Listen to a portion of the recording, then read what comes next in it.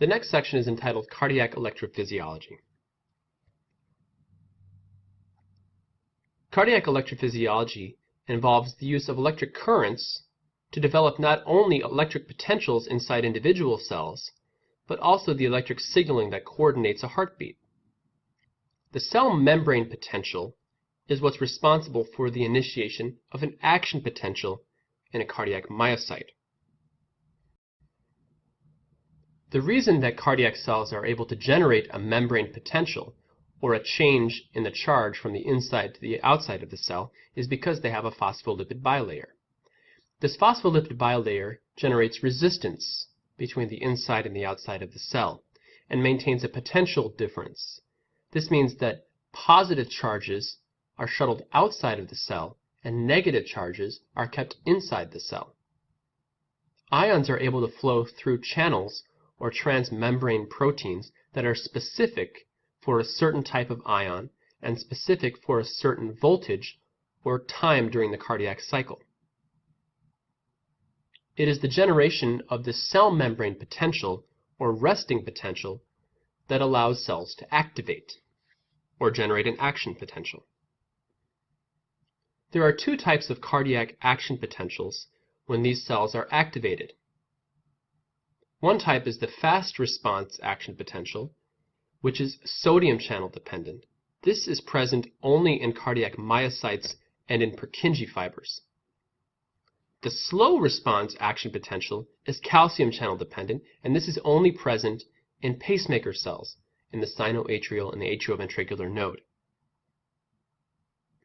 These action potentials are able to spread from cell to cell because myocytes and pacemaker cells are connected to each other at gap junctions, which are located at the intercalated disc. So these cells are able to communicate directly with their neighbors, and ions are able to move freely through the gap junctions, so that an action potential in one cell will spread from it to its neighboring cell. It's the action potential that causes a cardiac cell to contract, and this is what causes the ventricle of the heart to squeeze. The myocardium, or the heart muscle, has two basic types of cells. Contractile cells, which are muscle cells, have a high amount of actin and myosin. These are atrial and ventricular tissues. They're the pumping cells of the heart. The contraction causes the shortening and the generation of pressure. Conducting cells, as well as pacemaker cells, are specialized muscle cells that do not contract. Their main job is to either form a pacemaker function or to generate a conduction that moves quickly down the wiring of the heart, also known as the Purkinje fibers or the bundle of His. The SA node is an example of a pacemaker. The sinoatrial cells do not contract, but they're able to generate a pacemaker potential, which causes the heart rhythm to occur. The atrial internodal tracts, also known as Bachmann's bundle, are also part of this conducting cell classification. They're similar to the Purkinje fibers in the ventricle. The AV node is another pacemaker of the cell that's located between the atrium and the ventricle. The bundle of His and the Purkinje system are fibers that, again, do not contract, but they do generate a signal that is able to travel quickly from the atrioventricular node to the myocytes in the ventricle. The cardiac conduction system is shown here. At point 1, at the roof of the right atrium, you have the sinoatrial node, that collection of pacemaker cells. They generate an action potential at a regular interval, usually approximately 60 to 100 beats per minute.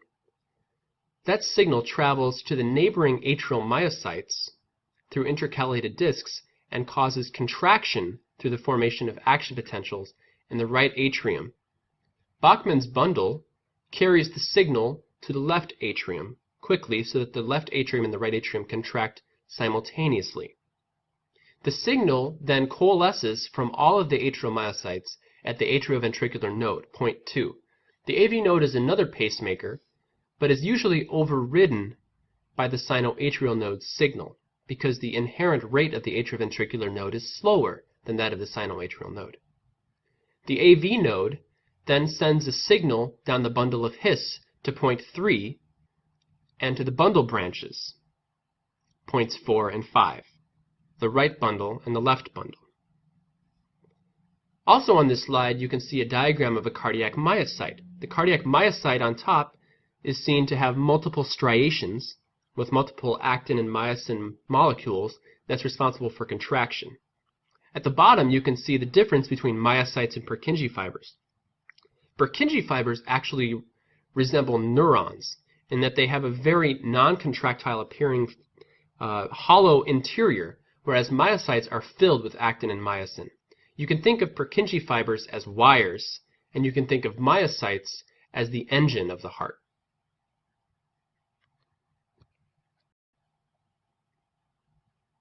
Again, the heart is composed of many different types of tissues, many different types of cells. The fast response action potential, which you see at the top of the screen, is seen in ventricular muscle and Purkinje cells. The slow response action potential, which has a slower slope, is seen in the sinoatrial node and the atrioventricular node. The fast response and slow response we're talking about here refers to the action potential upslope, not the automaticity. Remember that the sinoatrial node has the fastest automaticity in the entire heart. That's why it serves as the normal pacemaker of the heart. Resting membrane potential is the baseline voltage difference or potential across the phospholipid bilayer in the resting state. It's determined by the concentration of ions and the difference between those concentrations on the inside and the outside of the cell, as well as the permeability of the phospholipid bilayer for each ion. In fast fibers, such as ventricular myocytes and atrial myocytes, the resting membrane potential is negative 90 millivolts. That means that the interior component of the cell is more negative than the outside, and the difference is 90 millivolts. For the slow fibers, or the SA node and the AV node, those cells have an interior voltage of negative 60. In both cases, the interior is negative compared to the exterior. This negativity is generated mostly by the sodium-potassium ATPase. This slide summarizes the resting membrane potentials, the threshold potentials, and the currents as well as the conduction velocities of fast response tissues and slow response tissues. You can see that fast response tissues have a faster velocity, as you can see at the bottom of the screen. They have a higher amplitude. They have a higher slope. They have a more rapid current that's sodium dependent, not calcium dependent. And they have a lower threshold potential as well. The resting membrane potential is determined by the concentration gradient as well as the permeability. Listed here are the ionic gradients at resting in a cardiac myocyte. The interior potassium concentration is 140 millimolars. The exterior potassium concentration is 4 millimolars. And you can see the same for sodium and calcium. The permeability at resting, however, of the myocyte for potassium is much greater than that of sodium or calcium. Therefore, it is the potassium gradient that primarily sets up the resting potential. It's potassium that's responsible for the generation of the resting potential in cardiac myocytes. The inward rectifier channel is responsible for the leak of potassium, meaning the movement of potassium from the inside of the cell to the outside of the cell. Potassium is constantly being pumped into the cell by the sodium-potassium ATPase. The fact that it's able to move back outside the cell through these inward rectifier channels allows the performance or the administration of the resting membrane potential. Changes in potassium concentration can cause a change in the resting membrane potential. Hyperkalemia causes an increased extracellular potassium. This will reduce the concentration gradient. Hyperkalemia has been shown to prolong the QRS complex and hyperkalemia can also occur during cardiac ischemia. Acetylcholine also is able to increase potassium permeability. This creates a more negative membrane potential, leading to hyperpolarization. Hyperpolarization, or a more negative resting membrane potential, decreases automaticity, slows down heart rate, and decreases inotropy. Hypokalemia, or decreased extracellular potassium, may lead to torsade de pointe and ventricular tachycardia because of instability of the ventricular myocytes. The cardiac myocyte action potential is composed of 5 phases. The membrane potential decreases to the threshold, and then the action potential is generated. Phase 4 is the resting membrane potential. Phase 0 is the rapid upstroke. The rapid upstroke only occurs when the cardiac myocyte leaves its resting potential and hits the threshold potential. The threshold potential is approximately -70. This occurs when a neighboring cardiac myocyte depolarizes and the calcium ions from that cell enter the neighboring cell.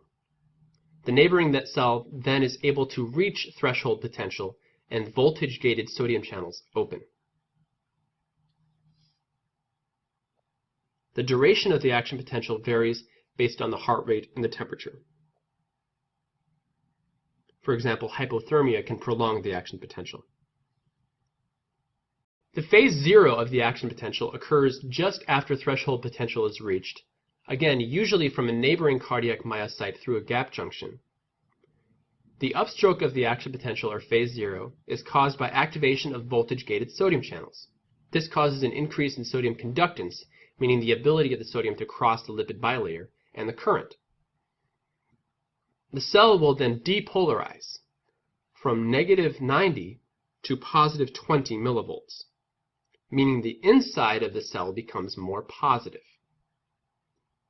Sodium wants to move into the cell because of a concentration and a voltage gradient. At the beginning of phase 1, the internal component of the cell is more positive. The sodium channels inactivate, and voltage-gated potassium channels, called ITO channels, activate. This causes potassium to leave the cell. Potassium wants to leave the cell both because the internal part of the cell is positive and the external part of the cell has less potassium. This causes the external component of the cell to become more positive. This is why phase 1 is downsloping. In phase 2 of the action potential, we have what's called the plateau phase. This generally occurs at a voltage of 0, meaning the internal and the external parts of the cell are generally equal. The membrane potential at this point is 0, approximately. This is the longest phase of the cardiac action potential. It's caused by the opening of slow L-type calcium channels. The L stands for long, long-acting. This causes calcium influx into the cell. The ITO potassium channels then close, but the IKUR and IKR channels open. The UR and R stand for ultra-rapid and rapid. These channels allow potassium to leave the cell. Because calcium is entering the cell and potassium is leaving the cell, you get a plateau in the voltage. You have positive charges entering and positive charges leaving. The calcium enters the cell, and at this point the calcium is able to bind to troponin. So during phase 2 is when you see cardiac contraction because of calcium entry. Phase 3 of the action potential is the final repolarization of the cell. Those L-type calcium channels will close, but you have continued activation of the delayed rectifier potassium channels and the addition of the IKS channels. The S stands for slow. The inward rectifier channel, or IK1, will also open. The effect is potassium is pumped out of the cell, and the internal part of the cell becomes more negative. The cell then returns to the resting membrane potential. Phase 4 is resting potential. And at this point, the L-type calcium channels are completely inactivated, and IK1 channels, also known as inward rectifier channels, are activated. These are responsible for removing potassium from the inside of the cell. These are also responsible, as we mentioned before, for the initiation of the resting potential. At resting, potassium is moving in at the same rate as moving out. This is why the resting membrane potential is dependent on potassium.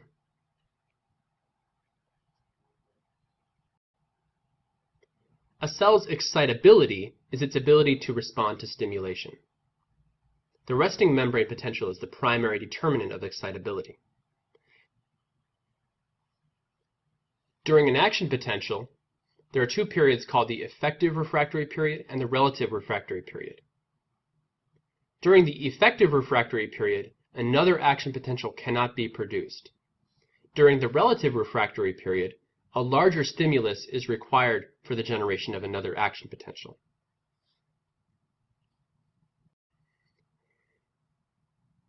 The pacemaker action potential of the heart is only seen in the SA and the AV node. The previous action potentials that we were looking at are only found in ventricular myocytes, Purkinje fibers, and in atrial myocytes. In the pacemaker action potential, phase 4 is upsloping. Remember, in the previous action potentials, phase 4 was mostly flat. The upsloping phase 4 is caused by a funny current.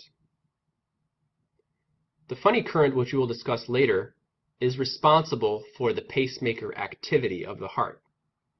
Phase 0, instead of being related to sodium influx, is actually based on calcium influx in the pacemaker cells of the heart. There is no phase 2 plateau in the pacemaker action potential, and phase 3 repolarization is similar to that in the ventricular muscle. The funny current is what's responsible for the phase 4 depolarization in pacemaker cells. It's also present, but is much weaker in Purkinje cells and in myocytes. The funny current is what makes a pacemaker cell a pacemaker cell. It has recently been shown to consist of both inward sodium and potassium currents through channels called HCN channels.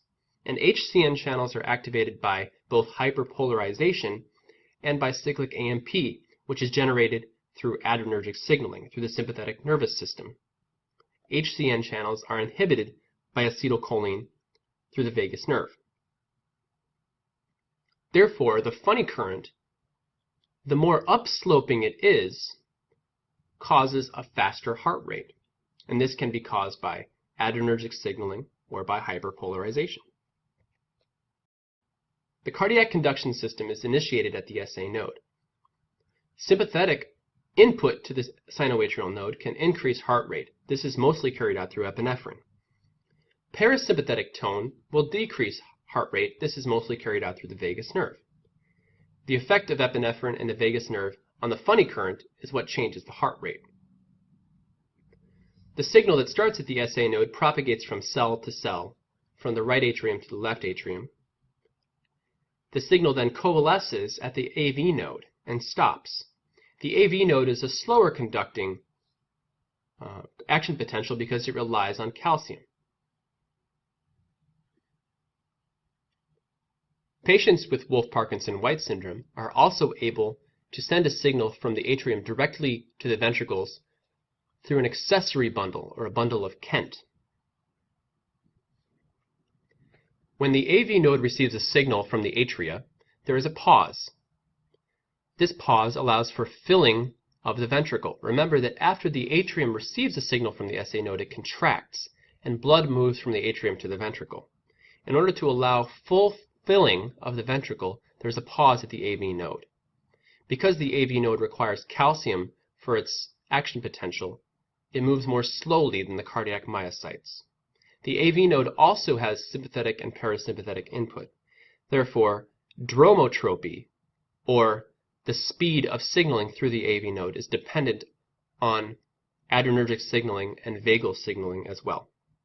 The funny current in the AV node determines the speed at which the AV node sends a signal to the ventricles.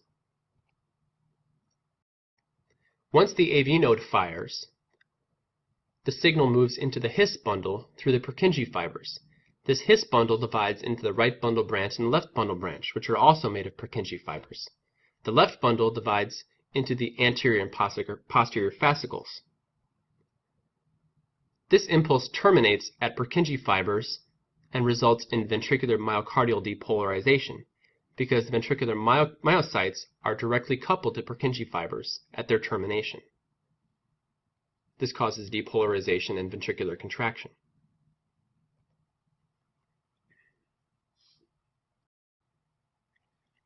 In this diagram, you can see control pacemaker potentials with a funny current, an upslope, and a repolarization in red. The same pacemaker with parasympathetic stimulation, such as vagal input, causes prolonged slope as well as a decrease in resting membrane potential. This is in blue. This illustrates how parasympathetic input slows down heart rate because there are fewer action potentials per minute in the pacemaker that's received parasympathetic stimulation. Diagram B shows a sympathetic stimulation. Control again is in red. In green, you have sympathetic stimulation from epinephrine. And you can see that the heart rate has increased because the slope of the funny current has also increased.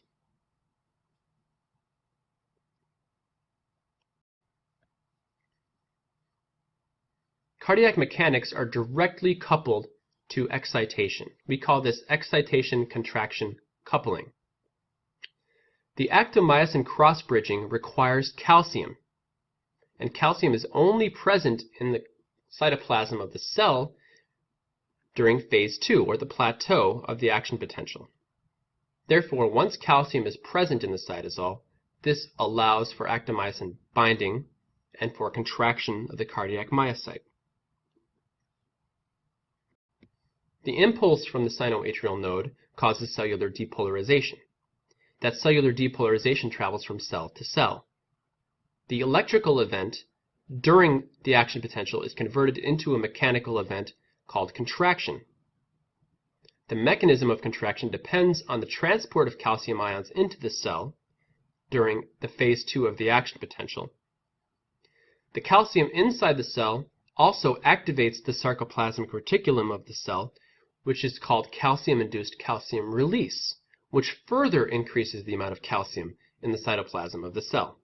This calcium binds to troponin and allows for actin and myosin cross-bridging, which allows for the contraction of the cardiac cell. At the end of phase 2, however, the calcium influx ends. That calcium is either pumped out of the cell or it is pumped into the sarcoplasmic reticulum, a storage compartment inside the cardiac cell, which is similar to an endoplasmic reticulum in a normal cell. The sodium-calcium exchanger is a protein located both on the external surface of the cell as well as on the sarcoplasmic reticulum. The sodium on the outside of the cell pumps into the cell as calcium is pumped out of the cell. Why is it important for calcium to be released from the cytosol? This allows for relaxation. If the cell is not able to relax, then the ventricle is not able to relax, and diastole cannot occur. Therefore, it's just as important for calcium to leave the cytosol as it is for calcium to enter the cytosol.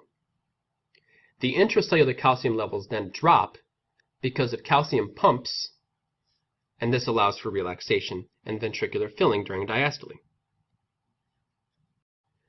During phase 2 of the action potential, not all troponin has calcium bound.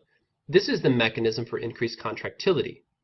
As the cell increases the amount of calcium it has per action potential, the strength of the cardiac contraction increases.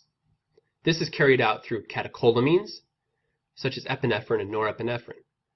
These increase the amount of calcium that's taken up per action potential and increase the amount of calcium taken up by the sarcoplasmic reticulum. The more calcium is present in the sarcoplasmic reticulum, the more will be readily available for the next action potential. Another mechanism of increased contractility is cardiac glycosides, such as digoxin. Digoxin inhibits the sodium-potassium ATPase and therefore increases the amount of calcium that's stored in the sarcoplasmic reticulum. The increased amount of calcium binding to troponin through increased catecholamines and digoxin causes positive inotropy, or increased strength of contraction. Phospholamban, or PLB, is a molecule that rests on the sarcoplasmic reticulum. Normally, it inhibits the sarcoplasmic pump, the SERCA. The SERCA is responsible for pumping calcium into the sarcoplasmic reticulum. Phospholamban, when it's activated, decreases the uptake of sarcoplasmic reticulum, which decreases contractility, and it slows relaxation time. Phospholamban generally slows down the heart rate. Beta agonists, however, activate protein kinase A, which is cyclic AMP-dependent protein kinase. This enzyme phosphorylates phospholamban and inhibits it. When phospholamban is inhibited, this leads to more calcium uptake into the sarcoplasmic reticulum, causes higher contractility and faster heart rate. Basically, phospholamban is anti-inotropy, and beta agonists work by inhibiting phospholamban to increase calcium uptake into the sarcoplasmic reticulum and causing a higher contractility. The ryanodine receptor is another important molecule responsible for calcium-induced calcium release in cardiac muscle. When calcium is present in the cardiac cytosol, it binds to the ryanodine receptor. The ryanodine receptor then allows for the release of calcium from the sarcoplasmic reticulum into the cytosol. The ryanodine receptor is located on the sarcoplasmic reticulum. This is important clinically because ryanodine receptor mutations have been linked to malignant hyperthermia. Dantrolene, which is the cure for malignant hyperthermia, is actually a ryanodine receptor antagonist, whereas caffeine is a ryanodine receptor sensitizer, meaning it increases the sensitivity of the ryanodine receptor for calcium and increases the amount of calcium that's released in response to calcium. Remember that the ryanodine receptor is responsible for calcium-induced calcium release. This cartoon shows the relationship of phospholamban, the SERCA pump, and the ryanodine receptor to each other. It also shows the effect of catecholamines, such as epinephrine, on the beta receptor, increasing the amount of cyclic AMP.